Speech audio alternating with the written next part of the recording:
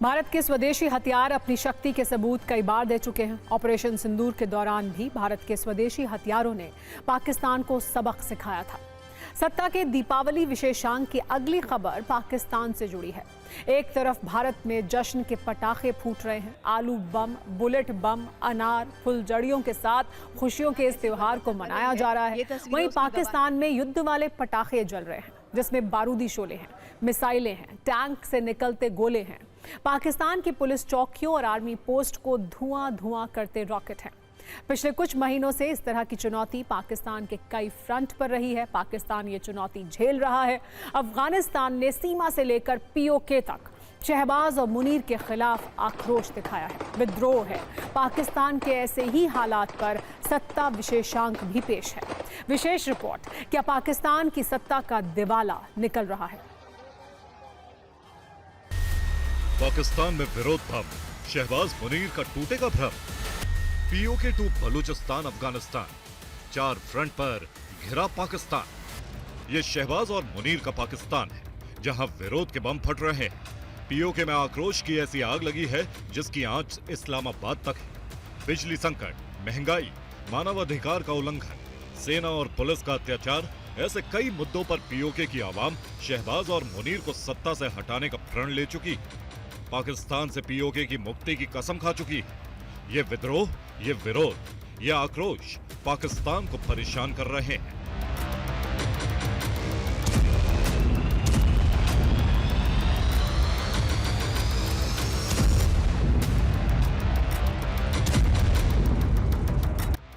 दुनिया जानती है इस वक्त पाकिस्तान की सत्ता लापरवाह मुनीर के हाथ में है।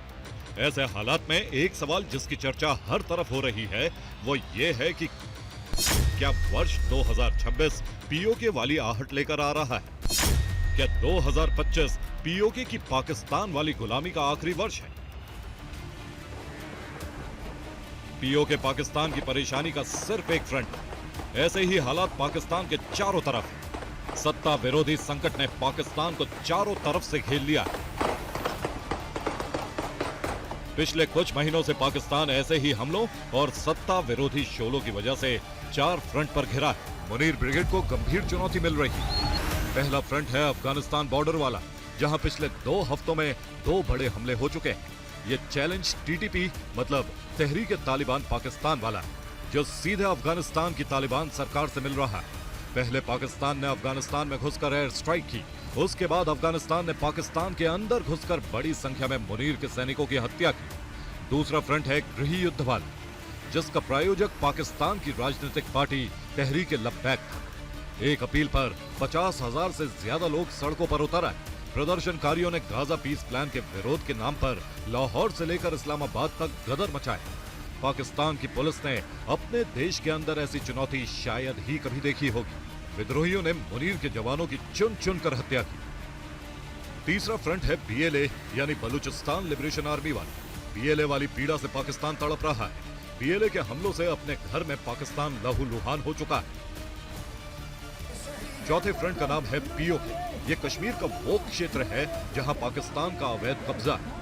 पिछले कुछ दिनों से पीओके में आजादी वाली ऐसी लड़ाई शुरू हुई है, जिसके बाद ऐसा लग रहा है पीओके पाकिस्तान के हाथ से निकलने वाला है।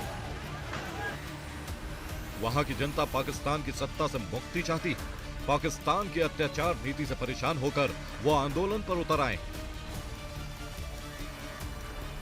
पाकिस्तान की चुनौती वाले फ्रंट 4, हर तरफ से शहबाज और मुनीर पर प्रहार। आप हर फ्रंट से आई तस्वीरों को देखिए, वहां के दर्द को समझिए और जानिए क्यों पाकिस्तान की सत्ता का बहुत जल्द दिवाला होने वाला है।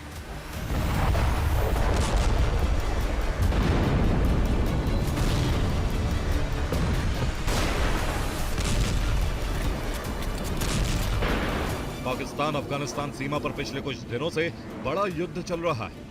इस युद्ध में जीत सुनिश्चित करने के लिए मुनीर ने पूरी ताकत झोंक दी है। शहबाज ने पूरी शक्ति लगा दी है। वैसे तो पाकिस्तान और अफगानिस्तान के बीच का संघर्ष बहुत पुराना है, लेकिन हालिया संघर्ष की शुरुआत होती है 9 अक्टूबर से।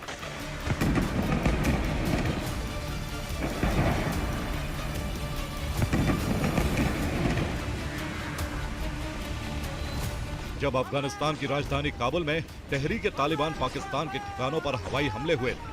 तालिबान का आरोप है ये हमले पाकिस्तान ने किए। इसके जवाब में तालिबान ने भी 11 अक्टूबर को पाकिस्तान में कई हमले किए, गोली, गोले और रॉकेट से जवाब दिया। 14 अक्टूबर को पाकिस्तान और अफगानिस्तान में संघर्ष का दूसरा राउंड शुरू हुआ, जो ज्यादा विस्फोटक था, ज्यादा बारूदी था।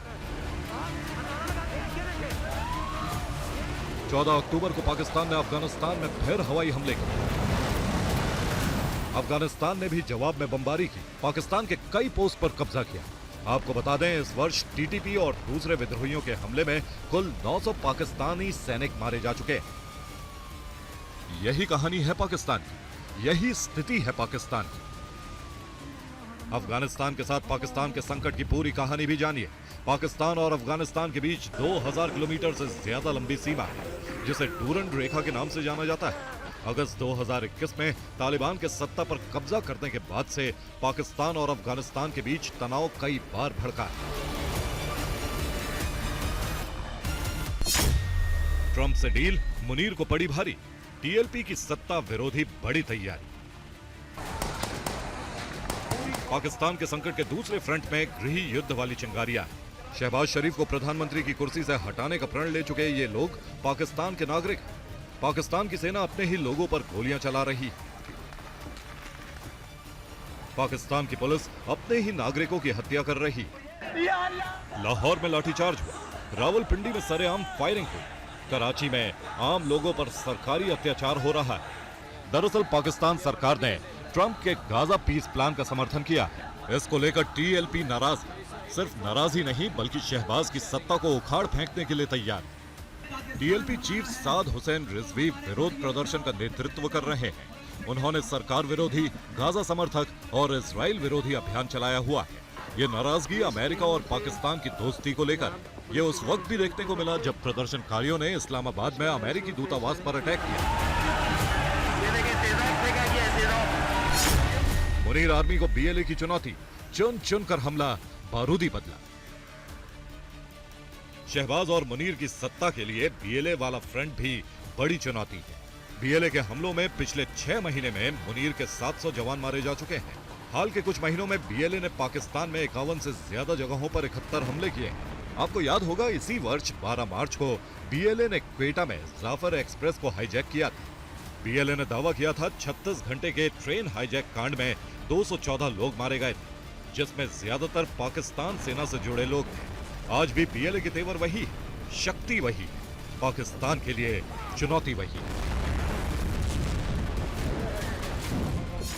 पीओके में शहबाज का सत्ता लॉक, मुनीर कैंप को लगा शॉक।